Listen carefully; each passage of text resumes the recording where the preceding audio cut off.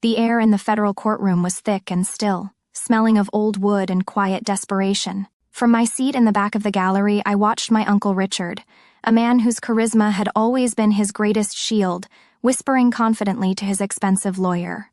He was the star of this tragedy, and my family, sitting in the front row, were his loyal audience. They shot him with looks of unwavering support. My mother, Carol, a woman who believed peace was more important than fairness, even managed a small, encouraging smile. They were all so certain he was untouchable. Then the prosecutor, a sharp man named Davis, stood up, and the entire room went silent. His voice was like steel. "Your Honor," he declared, "the prosecution calls its final witness. The government calls Deputy U.S. Marshal Clara." For one frozen moment, there was nothing. Just the echo of my name, my real name, colliding with the version of me they all held in their minds. I saw my uncle's head snap.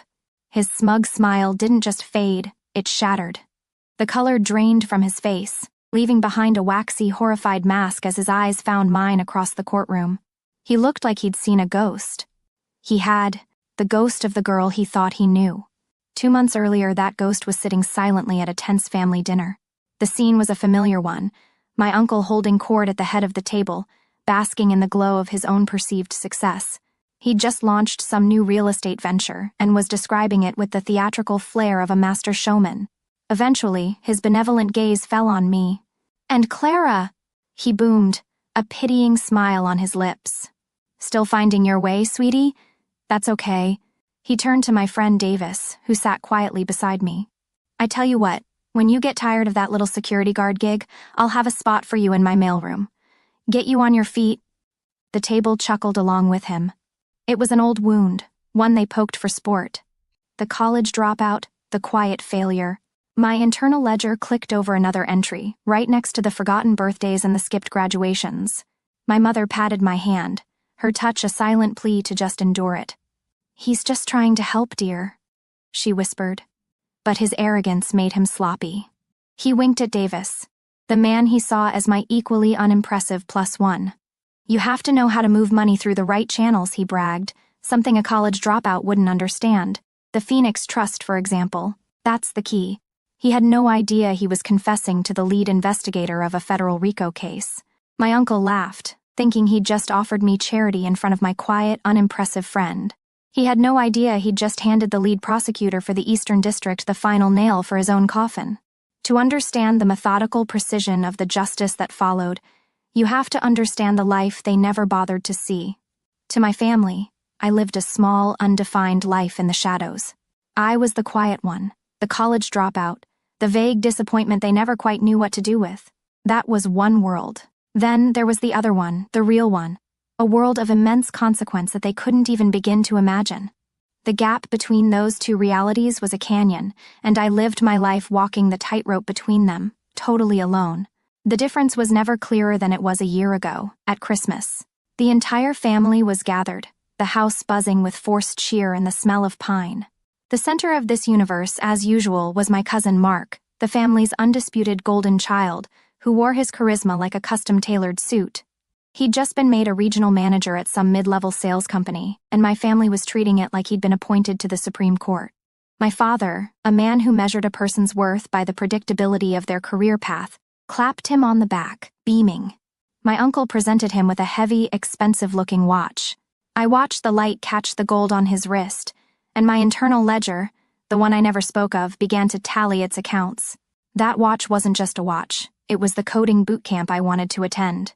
The down payment on a reliable car I had to save for myself. The decade of money is tight that apparently only ever applied to me. I had just gotten back from FLETC, the Federal Law Enforcement Training Centers. I had survived 21.5 weeks of grueling transformative training at the U.S. Marshals Service Academy. It was the hardest, most meaningful thing I had ever accomplished. I found a lull in the conversation, my heart pounding with a pathetic, hopeful beat. "I finished my training program," I said, my voice sounding small in the loud room. My father turned to me, his expression blank for a moment before settling on polite dismissal. "Oh, that's nice, Clara," he said. "Glad you're sticking with something for a change." Before I could even respond, Uncle Richard chimed in with a sneer. "So, what are you now? A glorified mall cop?" The family laughed, a quick, sharp burst of sound, and just like that, the spotlight snapped back to Mark and his shiny new watch. I was left standing in the cold shadow of their indifference, once again invisible. Now, cut to the reality of my life 6 months later. The world is dark, lit only by the faint glow of streetlights filtering through the grimy windows of an abandoned warehouse. The air is cold and thick with the smell of rust and tension. I'm not wearing a Christmas sweater. I'm wearing 40 pounds of tactical gear, the weight of it a familiar comfort on my shoulders. This was Operation Nightfall. My voice, calm and low, crackles through the team's comms. All teams, we are executing a high-risk warrant. The subject is armed and considered violent. Evans, you have containment on the south exit. I will lead the entry team. On my mark, my partner, Senior Deputy Marshal Evans, a grizzled veteran who saw competence, not a quiet niece, grunts his affirmation. Copy that. Watch your 6. We moved like shadows, a silent, disciplined unit. The plan was solid, but plans are just theories until they meet reality. As we approached the breach point, a side door we'd marked as unused creaked open. A man with a shotgun stepped out, turning directly toward my team's blind spot. There was no time to think, only to act. Gun, left flank, I shouted, shoving my teammate to the ground as I brought my rifle up. The situation was resolved in 2 deafening seconds. No one was hurt. Later, back in the armored vehicle, Evans caught my eye in the darkness. He just gave me a slow nod. That one silent gesture from a man I respected was worth more than 1,000 of my family's empty compliments. It was real. It was earned. That feeling of earned respect was fresh in my mind when my mother called me the day after the disastrous family dinner where Uncle Richard had offered me the mailroom job. Her voice was strained, wrapped in that familiar tone of placating disappointment she reserved just for me. "Clara, you need to understand," she began, skipping any pleasantries. "You made your uncle uncomfortable last night." I waited, saying nothing. "You know he's from a different world, a world of success and big deals. You can't blame him for not understanding your choices." Her pause was heavy with judgment. "You just need to be gracious, dear. It's not that hard." The conversation ended with me promising to try, which was the lie she needed to hear. I hung up the phone, a cold, hard clarity settling in my gut. They would never see me. They had made a conscious choice not to. For years I waited for them to ask a single meaningful question about my life. I finally understood they never would. They didn't respect the person, only the title. So I decided to stop waiting for their approval and focus on my duty. It just so happened my duty was to uphold the very laws my uncle believed he was above. The phone call with my mother was the final click of the lock. The emotional door, the one I had left cracked open for years hoping someone would walk through it, was now sealed shut. There was no more waiting for an apology or hoping for understanding. There was only the cold, clear path of my duty. The next day, I sat across from AUSA Davis in his sterile office, the air smelling of strong coffee and paper. He leaned forward, his expression grim but with a flicker of victory in his eyes. His comment about the Phoenix Trust shell, Davis said, "That's it, Clara. That's the missing link to the offshore accounts. The grand jury will indict." He paused, letting the weight of the words settle between us. Then his expression softened almost imperceptibly. "This is your uncle," he said, his voice lowering. "It's your family. I can assign another team to execute the warrant. No questions asked. No one would blame you." He was offering me an out, a professional courtesy. For a moment, the old Clara, the one who craved peace at any price, considered it. But she was gone. I looked him straight in the eye, my voice as steady and detached as I could make it. "No," I said. "I know his properties, his habits, his associates. I'm the asset with the highest probability of a clean apprehension. This is a federal case, not a family squabble. I will lead the team." From that moment, emotion was a luxury I couldn't afford. It was locked away and procedure took its place. My life became a series of documents, blueprints, and tactical plans. I spread the architectural drawings of my uncle's high-rise office across a large table in the briefing room. Every family story, every boastful anecdote he'd ever told about his kingdom was no longer a source of pain. It was actionable intelligence. His arrogance was his biggest vulnerability, and I planned to use it.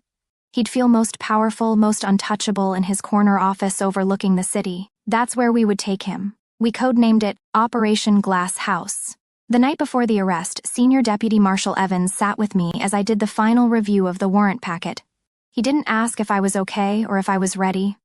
He didn't offer a single word of sympathy. Instead, he just pointed a thick finger at a schematic of the top floor. "He'll run for the private elevator in the back," Evans stated, not as a question, but as a fact. "It's his emergency exit. Cut it off first."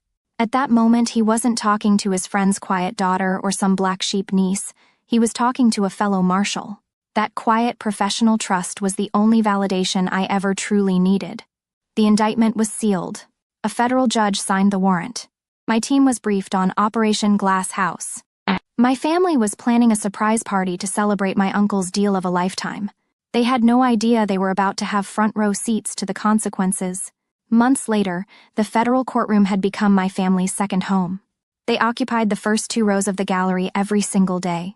A united front of unwavering, almost religious, belief in my uncle's innocence.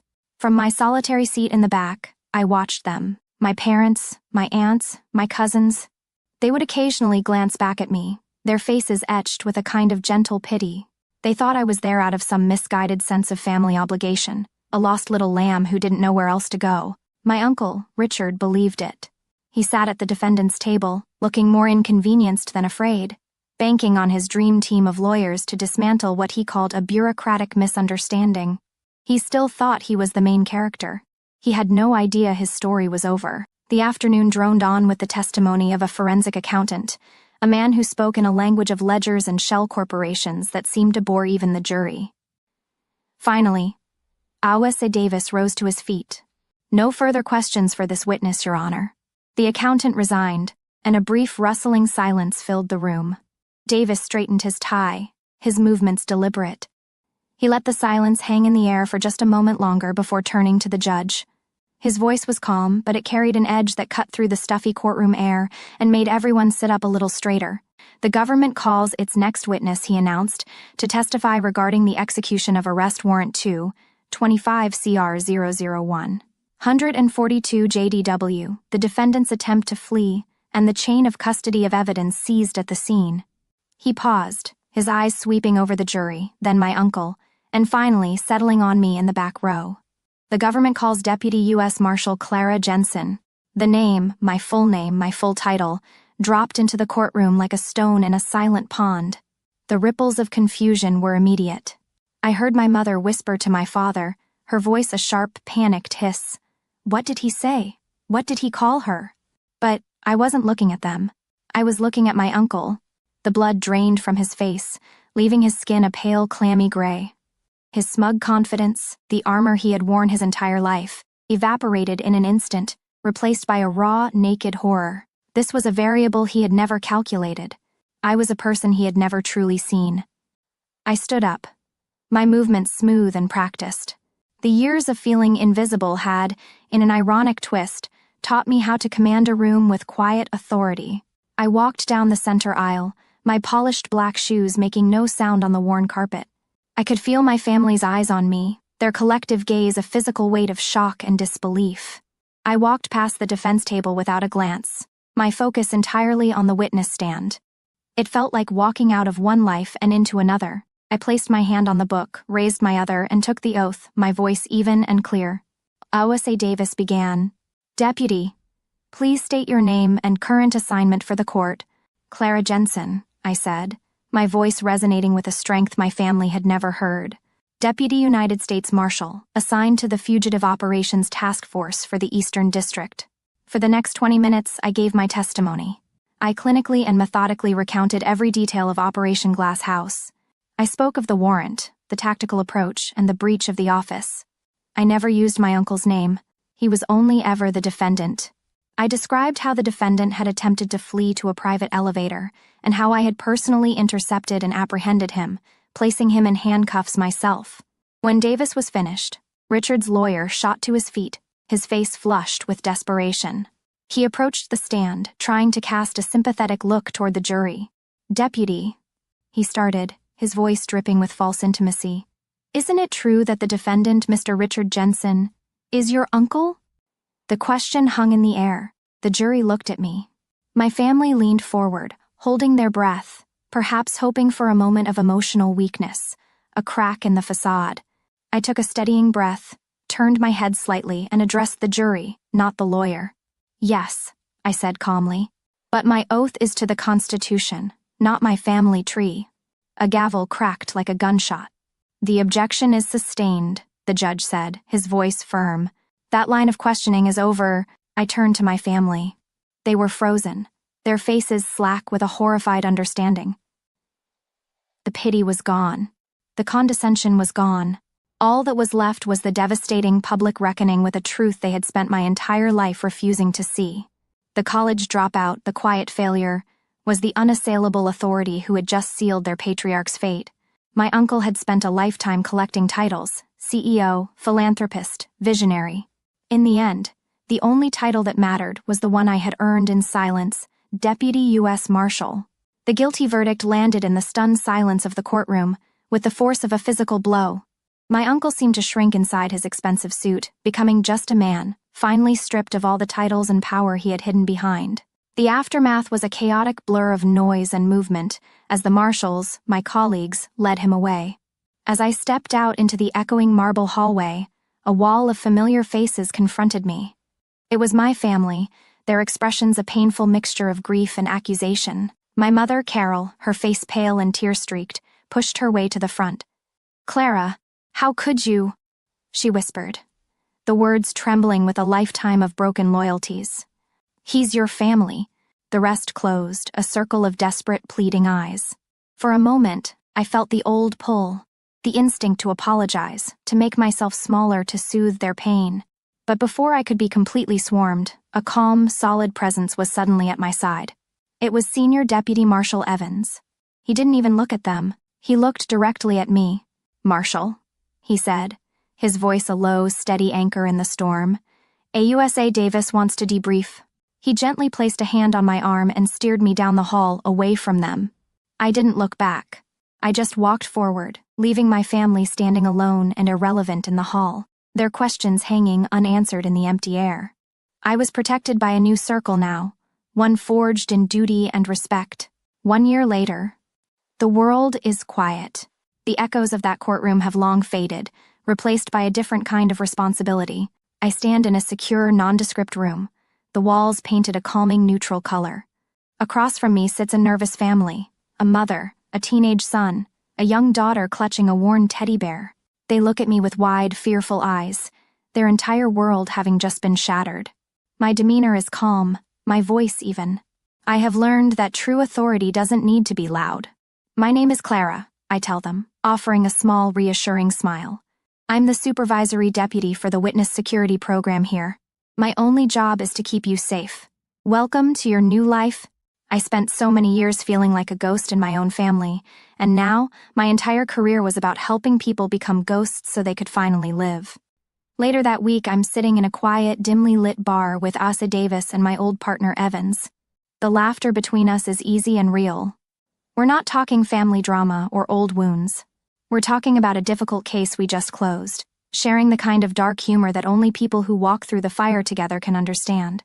There are no pretenses here, no need to perform. There is only the deep, unspoken bond of mutual competence and trust. This was my community. This was the family I had built for myself, one mission at a time. It wasn't founded on obligation or blood, but on the simple, powerful truth of having each other's backs when everything was on the line. My phone buzzes on the scarred wooden table, the vibration loud in a moment of quiet conversation. I glance down. It's a text from a number I haven't seen in over a year. "My father." My breath catches for a half second before I read the 2 short sentences. "I saw an article about your promotion. We are proud." I stared at the words on the screen, waiting for a surge of feeling. Anger, vindication, maybe even a bittersweet sadness. But nothing came. It was like reading a message for someone else, a relic from a forgotten archaeological dig. The internal ledger, the one that had kept score for so long, was finally balanced, closed, and filed away in a dusty archive.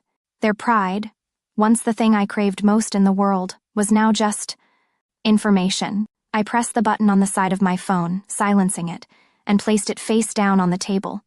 Evans was in the middle of a story, and I turned back to him, a real peaceful smile on my face. fully present in the world that I had earned. My peace was finally my own. My family believed a person's worth was declared at loud dinner tables and holiday gatherings. I learned true worth is forged in silence and proven by your actions when everything is on the line. If you've ever had to build your own identity when the people closest to you refuse to see it, share your story in the comments. In this community, your accomplishments are always part of the official record.